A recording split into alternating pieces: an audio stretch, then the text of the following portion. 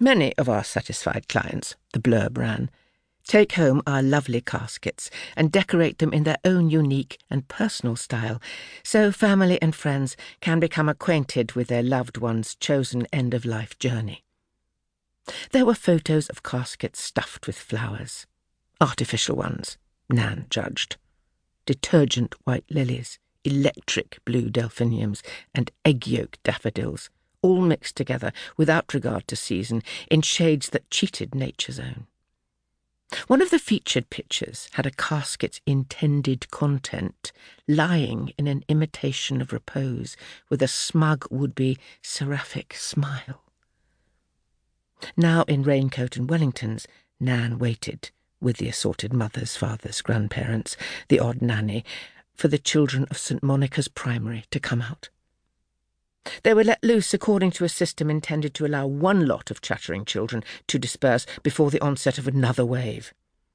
Billy didn't appear with the rest of Year 5, who straggled out swapping sweets and jokes or cheerfully shoving each other, apparently oblivious to the rain. Nan inquired of a boy with a plump, rosy face. "Lawrence, have you seen Billy? He's been kept in." "What for?" "For swearing at Josie Smith." "Oh, Lord," Nan thought. "What did he say, do you know, Lawrence?" The boy looked at her, sizing up her resilience. "He called her an effing little shit, only," he added tactfully, "it wasn't effing," he said.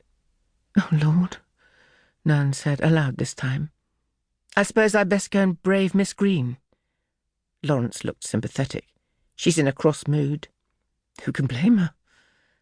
"Thank you, Lawrence. Wish me luck." Nan met Miss Green with Billy in the corridor. "Mrs. Appleby, I'm afraid I'm having to take Billy to Miss Wainwright's office again." "I'm so sorry, Miss Green. What is it this time?" Nan shot a glance at her grandson, who, mulish, was examining the floor. Miss Green frowned. Her healthy young face was creased with fatigue. It must be hell, Nan thought, coping with a class of 9 to 10-year-olds with all the cuts to the budget and no assistant. "I'm afraid Billy used language." Billy's mule expression turned to blaze. "Josie Smith said I was on the spectrum." Nan looked inquiringly at Miss Green, who looked embarrassed, and said, "Josie has also been reprimanded, and I've asked to speak to her parents." "Well, now," Nan sensed the teacher was keen to be free of this nuisance.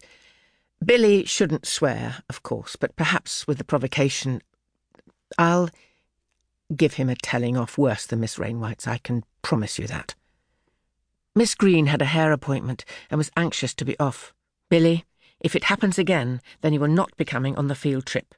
Is that quite clear?" Billy examined his shoes. "Yes, Miss Green." "Well, run along with your Nan." "She's not my Nan," Billy said. "She's just Nan." But his teacher, relieved of the burden of imposing discipline, had already hurried out of earshot. Nan looked at her grandson, who said, "Anyway, I don't want to go on a stupid field trip." "That's as may be, but right now you can have a quick slap and then come back to mine, and no more said, or we can go back to yours and you can write a letter of apology to that girl." "Smacking's illegal," Billy said. "You could go to prison." "Ah, but who's to tell?" Nan asked. It was not that she was in favour of corporal punishment, but she heartily disliked the modern habit of subjecting children to prolonged reproach or dismal lectures. "It'd be your word against mine." This was a well-rehearsed dispute, and both were familiar with the terms. Billy considered. "Is there cake at yours?" "Mr. Kipling and some Battenberg." "I don't like Battenberg." "Suit yourself," Nan said. "Back at yours it'll be oat cakes and almond butter." "What's that little girl's name again?" Billy settled for a token slap on the back of his calves. They walked briskly back to Nan's flat, past Geraldine's the corner shop, still valiantly holding its own against the vastly superior, in terms of stock, supermarkets. Although she generally shopped from the market in the Portobello, Nan made a point of buying the odd thing she needed from the struggling local shops.